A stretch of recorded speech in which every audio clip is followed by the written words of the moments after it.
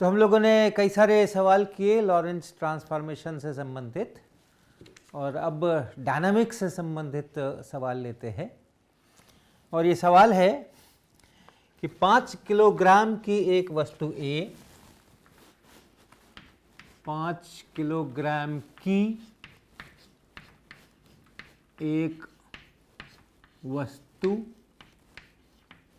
A वेग 12/13c, वेग 12/13c से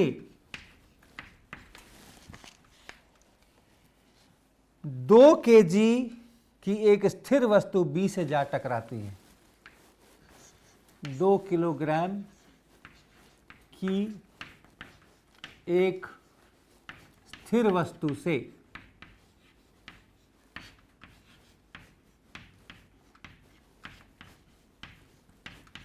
जा टकराती है।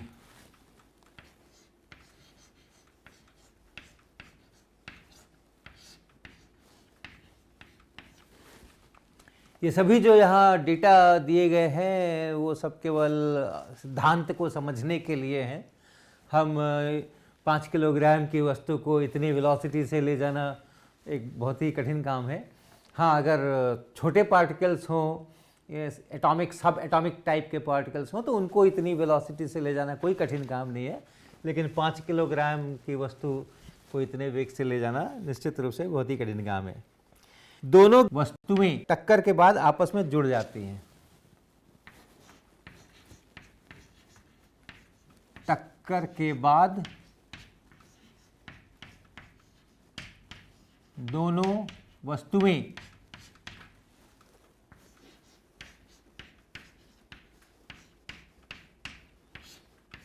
आपस में जुड़ जाती है।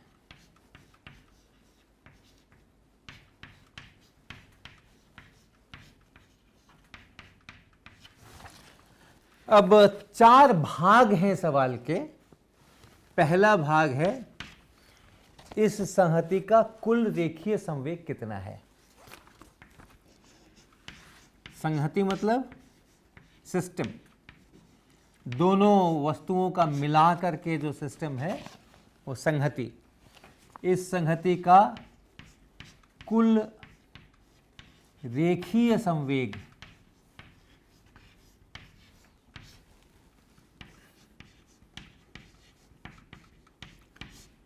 कितना है, यह पहला भाग है। फिर दूसरा भाग है इस संहति की कुल ऊर्जा कितनी है। इस संहति की कुल ऊर्जा कितनी है।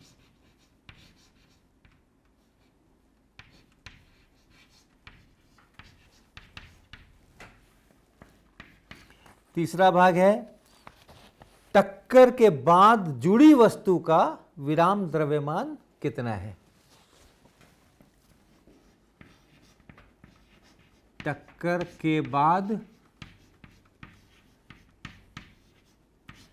जुड़ी वस्तु का विराम द्रव्यमान, रेस्ट मास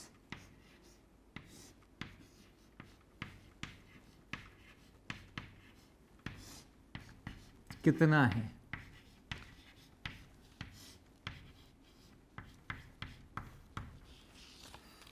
और चौथा है, बल्कि इसको आप चौथा ले लें, चलिए इसको हम बाद में बनाएंगे, इसको पहले बनाएंगे। सी, टक्कर के बाद वस्तु का वेग कितना है।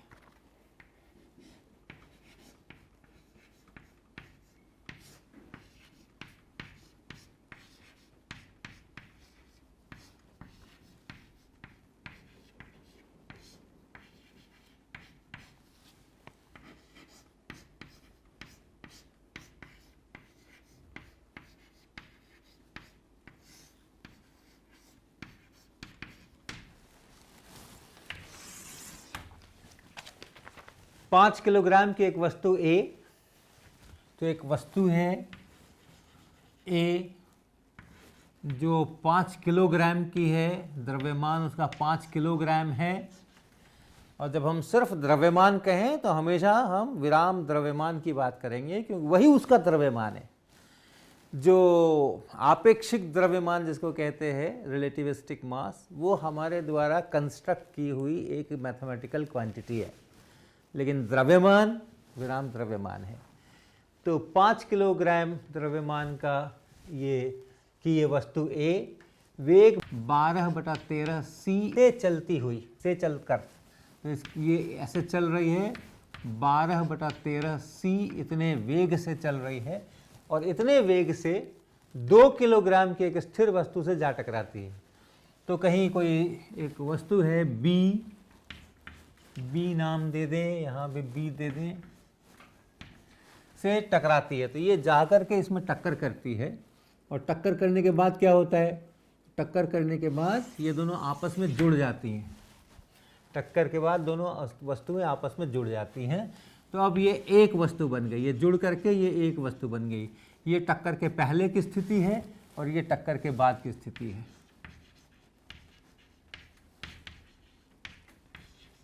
टक्कर के बाद की ये स्थिति है और टक्कर के पहले की ये स्थिति है।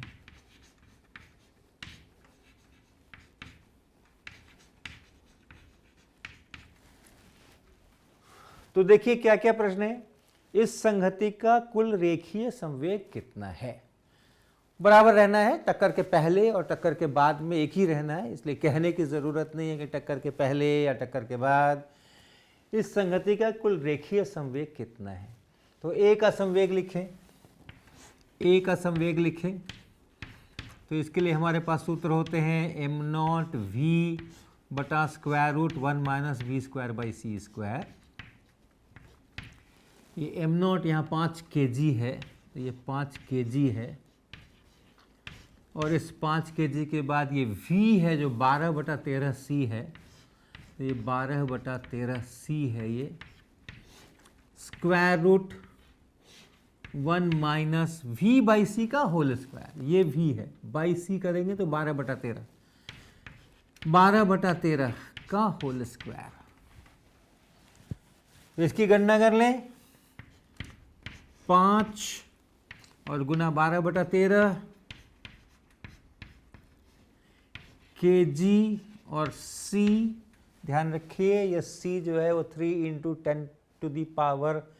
10⁸ मीटर पर सेकेंड है, और वैसा का वैसा हम यहाँ पर लिख रहे हैं। तो अगर हम इसको मीटर पर सेकेंड में बदलेंगे तो वो जो 3 × 10⁸ है वो यहाँ गुना होगा, बटा इसको हल कर लें। ये 5, 12, 13 का ट्रायंगल पता होगा आपको, 5, 12, 13 का ट्रायंगल। अगर कोई समकोण त्रिभुज बनाए, ये भुजा 5 हो, ये भुजा 12 हो, तो ये 13 होती है, और इसलिए इसको करेंगे तो बड़ा अच्छा सा हल निकलेगा। ये 5/13 निकलेगा, ये 5/13। तो इस 5/13 से ये 5/13 कटेगा, और ये 12 kg × c, ये इतना बनेगा PA, अर्थात 12 kg × 3 × 10⁸ मीटर पर सेकेंड, अर्थात 36 × इतना, अर्थात 3.6 × 10⁹ और kg मीटर पर सेकेंड। ये इसका कुल रेखीय संवेग होगा, क्योंकि PB 0 है, इसलिए यही जो है ये कुल रेखीय संवेग है।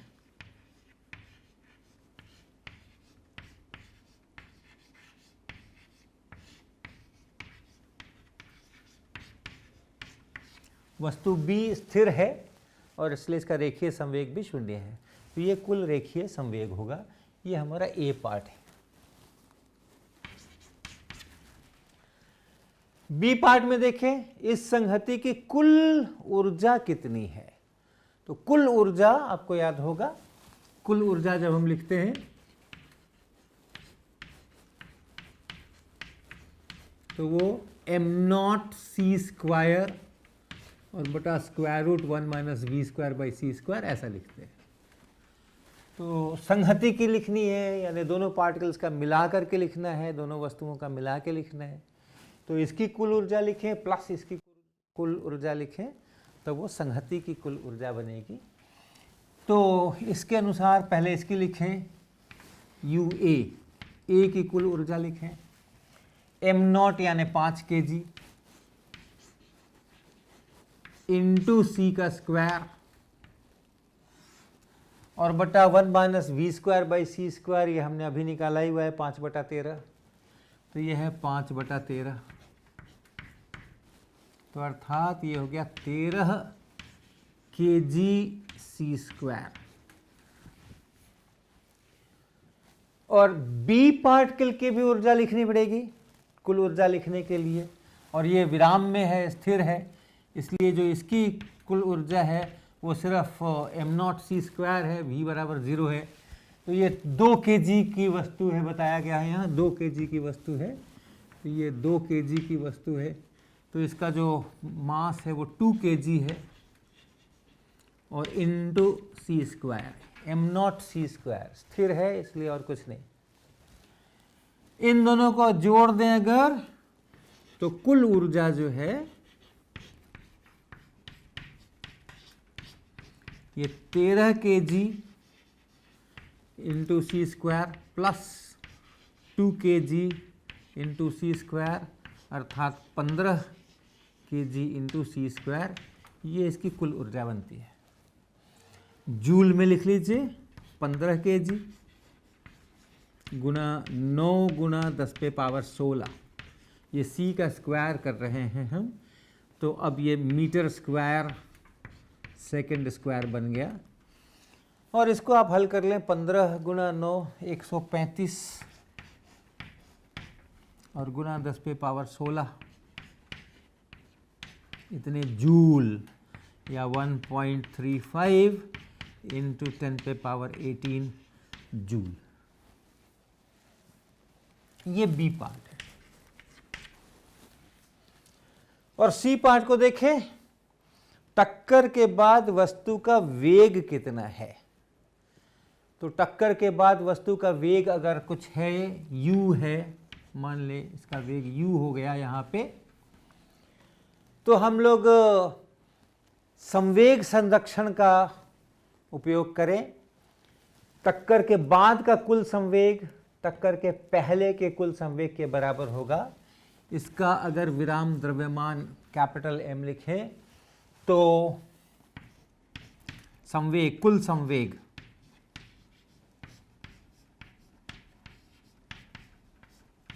ये है कैपिटल M इंटू यू बटा square root 1 minus U square by C square.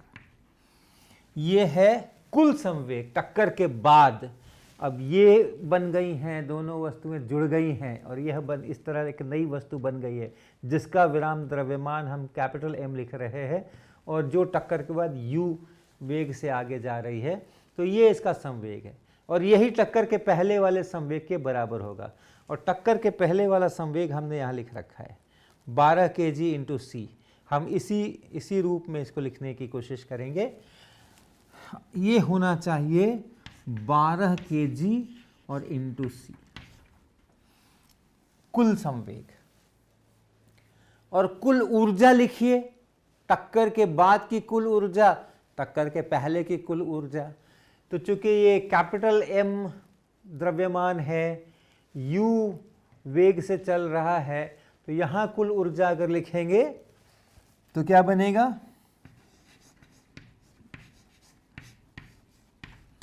कुल ऊर्जा अगर लिखेंगे तो m इंटू सी स्क्वायर, ये इसका विराम द्रव्यमान है याद रखिएगा, बटा square root 1 minus U square by C square. ये कुल ऊर्जा का सूत्र है जिसके अनुसार ये है। और कुल ऊर्जा है कितनी, टक्कर के पहले कितनी थी कुल ऊर्जा, तो वो हमने यहाँ निकाल के रखा है। देखिए 15 kg इंटू सी स्क्वायर, तो ये है 15 kg इंटू सी स्क्वायर। अब आप इस समीकरण में इस समीकरण से भाग लगा दीजिए, इसको इससे भाग लगा दीजिए, इसको इससे भाग लगा लीजिए, बीच में बराबर लिख दीजिए। तो क्या होगा, अगर आप इसको इससे भाग लगाएंगे तो क्या होगा, ये नीचे वाला इस नीचे वाले से कट जाएगा, ये कैपिटल एम इस कैपिटल एम से कट जाएगा, क्या बचेगा, u बटा सी स्क्वायर।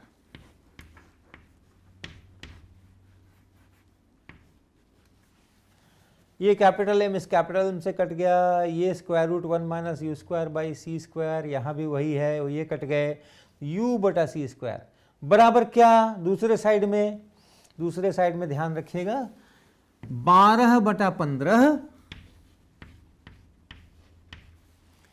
kg से kg कट गया, एक 1/c बच गया, एक 1/c बच गया, ऐसा। तो हमने यहां भाग लगा दिया, यहां भाग लगा दिया, 12 बटा 15।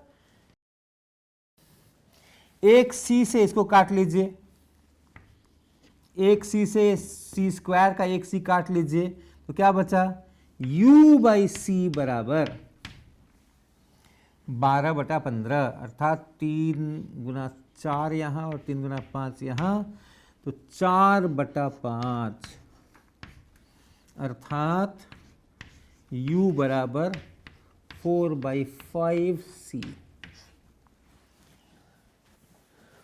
टक्कर के बाद ये जो वस्तु है जुड़ी हुई, ये इतने वेलोसिटी से 4/5c इतने वेग से ये चलेगी। और अब अंतिम भाग, टक्कर के बाद जुड़ी वस्तु का विराम द्रव्यमान कितना है, अर्थात हमें ये कैपिटल M चाहिए। तो आप कैपिटल M निकालें, इस समीकरण को पकड़ लें, u आपको पता है, u बाई सी बराबर 4/5 है, तो कैपिटल M इंटू u की जगह पर 4/5c बराबर, और नीचे भी है square root of 1 minus U square by C square. तो u बाई सी है 4/5, इसका स्क्वायर यानी 16/25, तो ये 16/25, और ये बराबर कितना है, 12 kgc।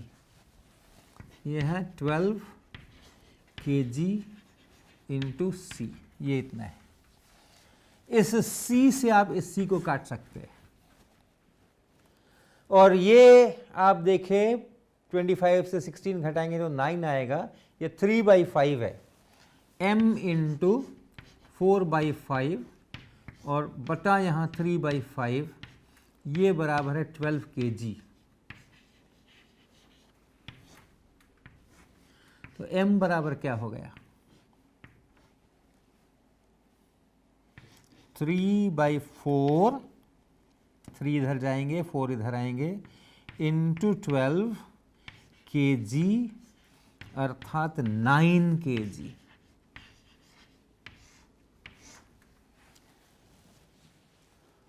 पाँच किलोग्राम की वस्तु 2 किलोग्राम की वस्तु से टकराती है और दोनों आपस में जुड़ जाते हैं, और जो जुड़ गया है वो कितने किलोग्राम की वस्तु बनी है, वो 9 किलोग्राम की वस्तु बनी है। विराम द्रव्यमान है ये 9 kg।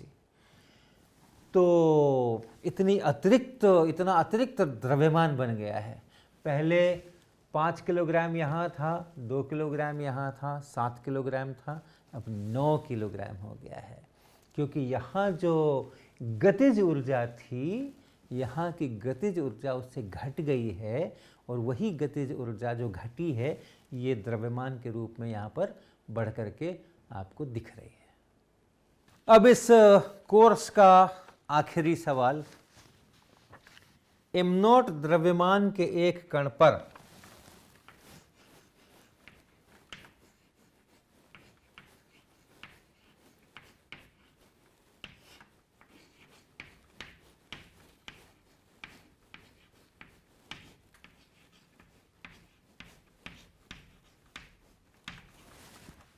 एक नियत बल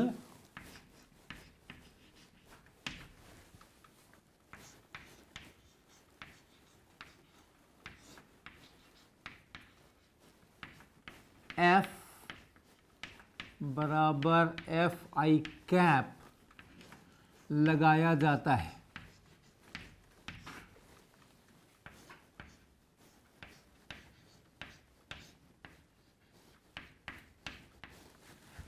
ये आई कैप का अर्थ है, ये आई है और कैप यानी ये टोपी जैसा जो है, इसका अर्थ है एक्स दिशा में यूनिट वेक्टर।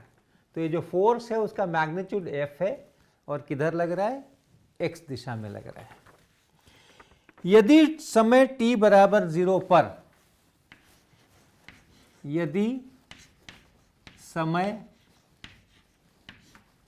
t बराबर 0 पर कण मूल बिंदु पर हो,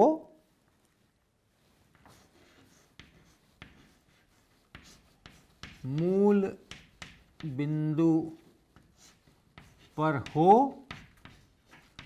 और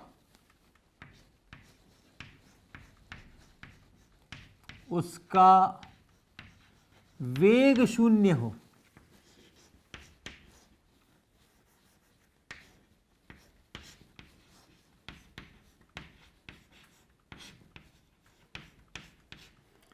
तो t समय पर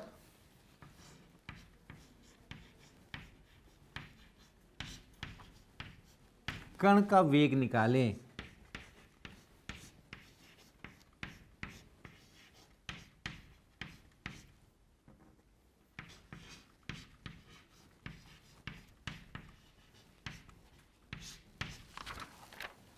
m0 द्रव्यमान के एक कण पर एक नियत बल F बराबर एफ आई कैप लगाया जाता है। यदि समय t बराबर 0 पर कण मूल बिंदु पर हो और उसका वेग शून्य हो तो t समय पर कण का वेग निकालें। तो ये प्रश्न है। अगर न्यूटन का नियम लगाना होता तो बहुत आसान मामला था। एक्सेलरेशन बराबर f बटा m0, f बराबर ma, और एक्सेलरेशन जैसे ही पता चला हम तुरंत v बराबर u प्लस at का इस्तेमाल कर डालते। लेकिन यहाँ पर f बराबर ma का इस्तेमाल नहीं करके f बराबर dp dt का इस्तेमाल करेंगे। f बराबर dp dt। सारी गति x डायरेक्शन में होनी है क्योंकि t बराबर 0 पर उसका वेग शून्य है और वो मूल बिंदु पर है। तो इसलिए जिधर बल लगेगा उधर ही की तरफ इसकी गति शुरू होगी और फिर जिधर गति है उधर ही बल लग रहा है तो केवल उसकी स्पीड बढ़ेगी, वो x डायरेक्शन में ही हमेशा चलता रहेगा। इसलिए यहाँ अब हम वेक्टर की चिंता नहीं कर रहे, f बराबर dp dt हर कुछ x डायरेक्शन में। और इसलिए यहाँ से आप लिख सकते हैं dp बराबर f dt, और इसको आप इंटीग्रेट कर सकते हैं। इसको आप इंटीग्रेट कर सकते हैं शुरू से t बराबर 0 से t समय तक, और t बराबर 0 पे चूंकि इसका वेग शून्य है, t बराबर 0 समय पे इसका वेग शून्य है तो इसका जो रेखीय संवेग है वो भी 0 है, और t समय पे इसका रेखीय संवेग p हो जाता है। तो ये इंटीग्रेशन 0 से p तक और ये इंटीग्रेशन 0 से t तक। तो dp है, इंटीग्रेट करेंगे तो, और यहाँ p है, यहाँ 0 है तो सीधा सीधा p आ जाएगा। ये dp का इंटीग्रेशन p, ऊपर का लिमिट रखेंगे माइनस फिर 0 करेंगे तो p ही रहेगा। और f चूंकि कांस्टेंट है, f नियत है, नियत बल f लगाया जा रहा है। नियत मतलब कांस्टेंट, फोर्स बदल नहीं रहा है समय के साथ, और इसलिए इस f को हम इंटीग्रेशन से बाहर ले सकते हैं और f और 0 टू t dt, और अर्थात f इंटू टी, p बराबर f इंटू टी। t समय पे जितना इसका रेखीय संवेग है वो f इंटू टी इससे आपको मिलता है।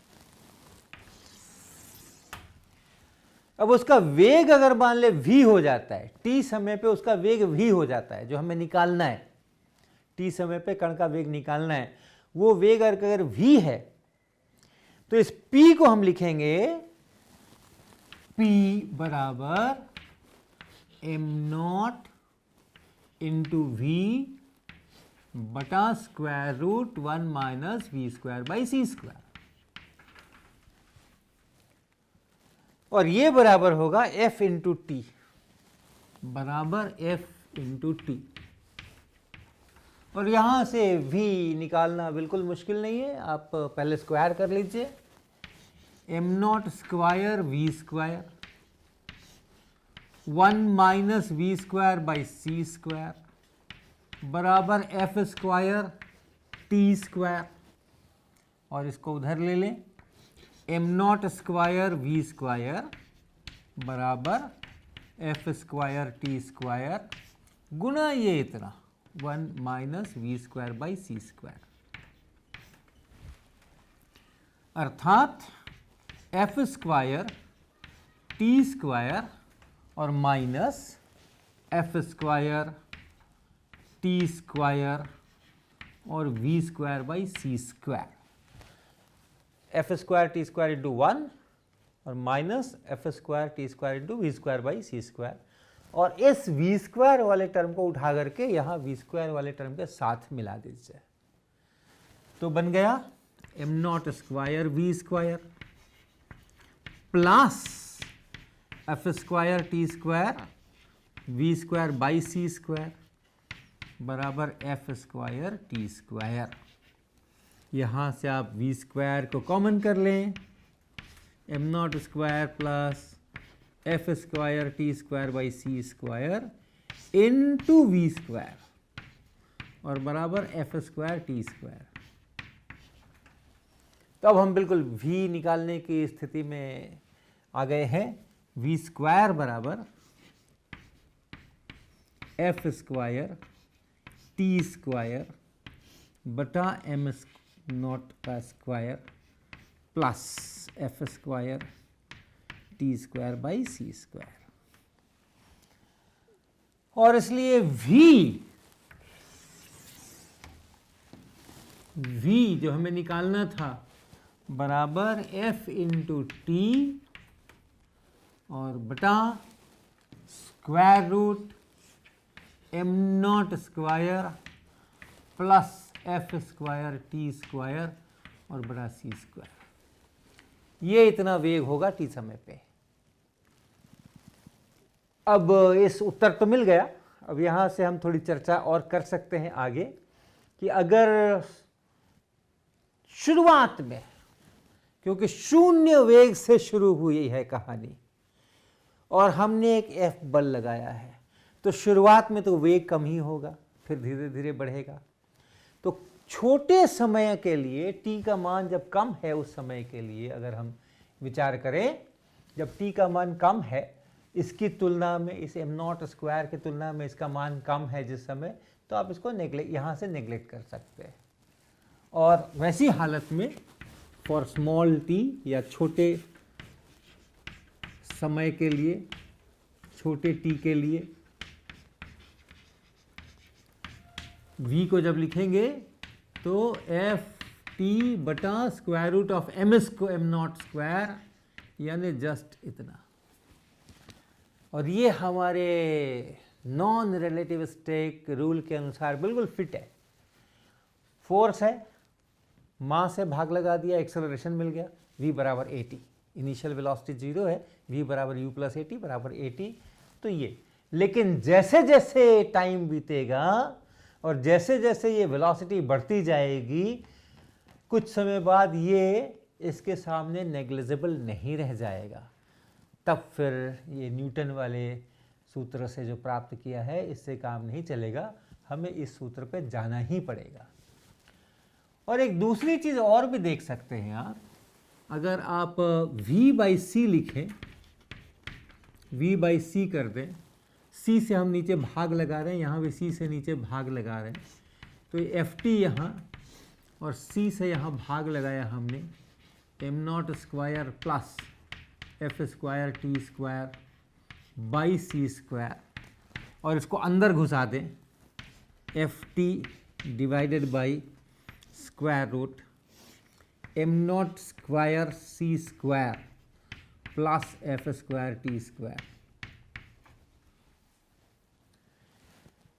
तो आप देखिए, आप कितना भी बड़ा टी लिख लीजिए, ये जो डिनोमिनेटर है ये न्यूमरेटर से बड़ा ही रहेगा, क्योंकि एफ स्क्वायर टी स्क्वायर का अगर वर्गमूल निकालते तो एफ टी बनता, उससे अधिक बड़ी संख्या का वर्गमूल निकाल रहे हैं तो ये एफ टी से बड़ा ही होगा, और ऊपर में एफ टी है तो हर बड़ा होगा अंश से, तो ये भिन्न एक से छोटा ही होगा, चाहे जितना भी बड़ा टी कर लीजिए। तो सभी समय के लिए, सभी टी के सभी वैल्यू के लिए